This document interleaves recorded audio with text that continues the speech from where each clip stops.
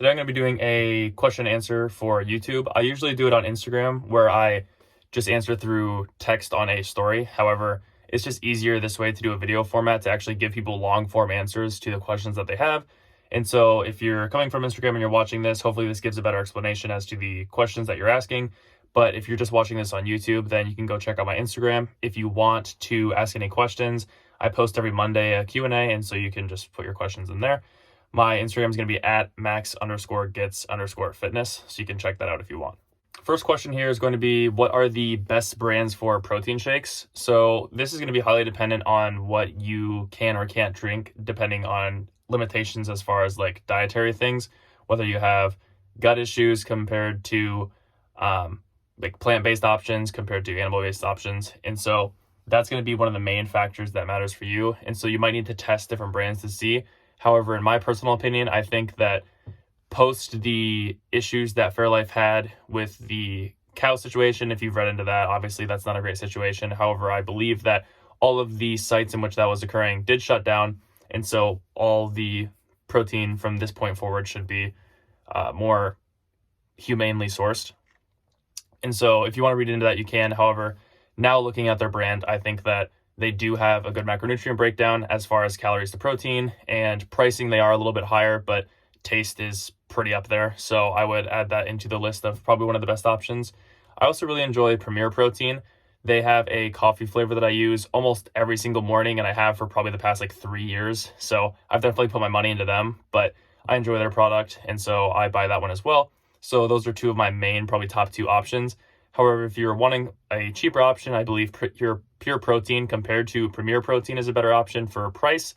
And then I'm sure like Equate or other options like that are also more better options for pricing. So it really just comes down to what you think is best, whether it be taste and you're okay with spending more, or if you want to go a little away from taste and maybe a little less protein per calorie, but it's going to be cheaper. So main two, Premier Protein and Fairlife, are going to be my favorites.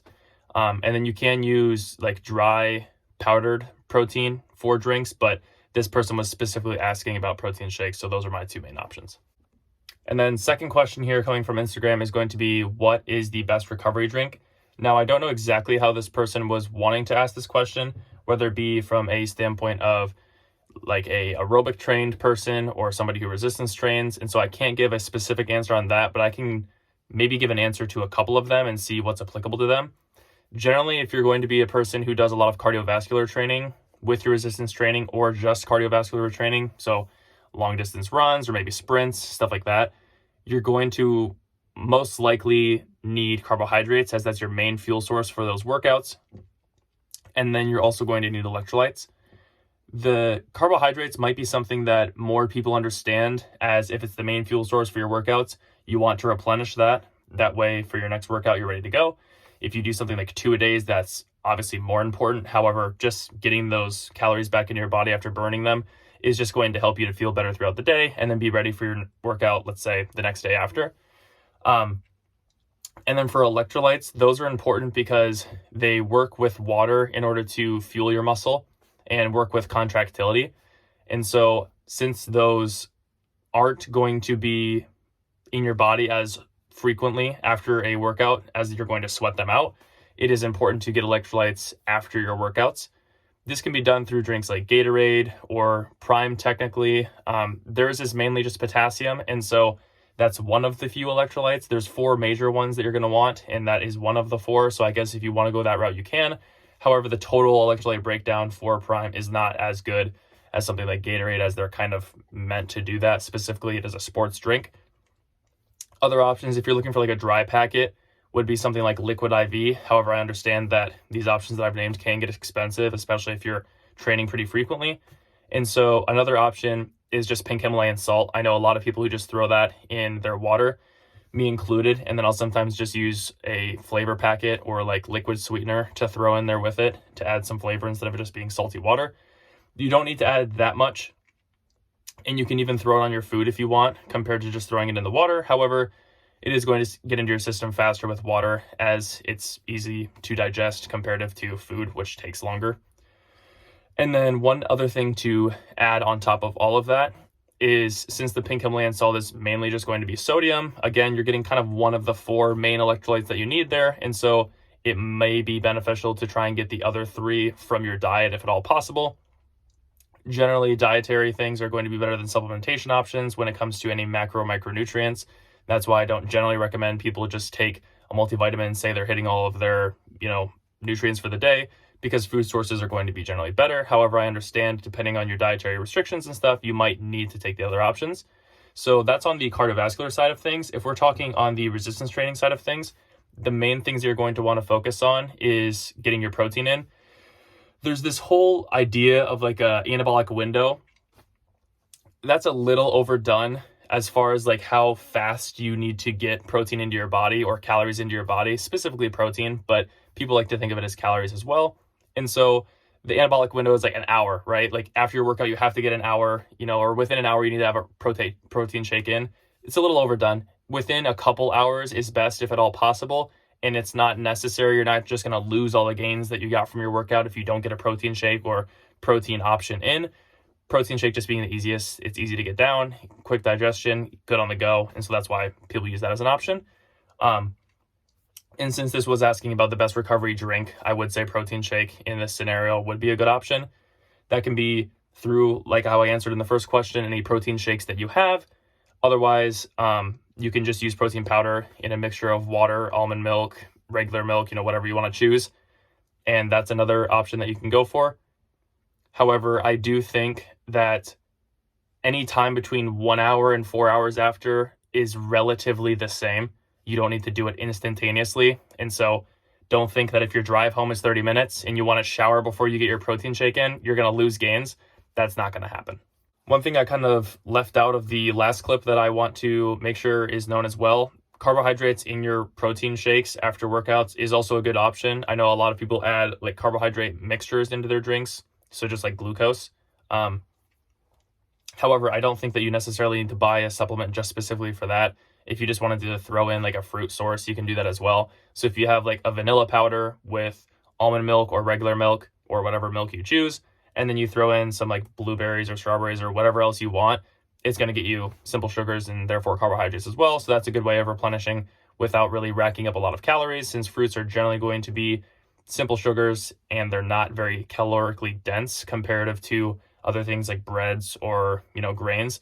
Whereas those aren't always calorically dense, but just per volume, they can be more. And obviously you're not going to be blending up bread in your smoothie. If you're doing that, you're really hardcore, but that's not something that I would do. I would just do strawberries, blueberries, what other fruit option that you would like. All right, so the third question here is, any advice for losing weight without causing bad habits or mindsets towards food? This one's tough because depending on where you come from and your background with food, you could already have those instilled, or otherwise you could build them over time, just depending on your association with food, depending on your home life. If your parents had a certain way of thinking about food, you likely then inherited that just through proximity. And so if we're trying to go from the standpoint of avoiding having those things happen, the main thing that is going to help is just understanding that food is fuel and it also is enjoyable. And so you have to kind of balance both of those. And the main way of doing that is the 80-20 rule. So 80% of your food should be options that are going to be beneficial towards your goals. And then 20% can be options that aren't necessarily as beneficial for your goals. So there's a couple ways of thinking of this. And so one of the ways that I don't want people to think that I'm referring to this is, 80% of the food options should be good, and then 20% of the food options should be bad, because not all of those are created equal. An example that I could give is for, let's say, almost all of the meals of the week, I eat really, really good, or all of the meals of the day, I eat really, really good. And then, twice over the week, I went to Cheesecake Factory and I went crazy. I had like 2 pieces of cheesecake. I had, their salad, which if you've read my blog post about condiments, ranch can really add up on salads. And so sometimes salads are even like the highest calorie option on the menu, or, insert whatever restaurant you want. It doesn't need to be the one that I named, but cheesecake can really add up in calories, even though it is good. And so just because you're eating better most of the time, but if you, quote unquote, pig out 2, 3, 4 times a week, you might think that you're doing 80-20, but the calorie chart does not show that because, let's say 4 days we're at our maintenance or below maintenance to lose weight, but then those 3 days where we have that big meal, we're way over the top. Total week calories, instead of being in that deficit, then we're at or above maintenance. And so then you can be confused. You're like, oh, well, I'm doing 80-20. Most of the meals that I'm eating are good for me. But if the ones that you aren't good for your goals are incredibly high calorie, that's where we fall into issues of not losing weight, even though we're tracking and we think we should be. And another issue with that is then most people don't track the cheat meal then that they have. And so they're not like, oh, I just had 8,000 calories. They don't track the cheat meal, but they track everything else. And so an example I can give is if you're at 2,500 maintenance and you're eating 2,000 calories, 5 days out of the week, you do that. And so therefore you're at a 2,500 calorie deficit total for the week. But then the next 2 days, you go over by 1,000. You're only in a 500 calorie deficit for the week then. And so you're thinking to yourself that you should be losing more weight than you are, but you're not actually losing as much weight as you should be. Or even worse, if you eat more than that, you're above maintenance and you're not losing weight at all. So again, coming back to the point that I was talking about, 80-20 is the most beneficial way that you can focus on what your question is asking, which is not causing bad habits or mindsets towards food. Understanding there's no bad foods. It's just better for your goals or not as good for your goals.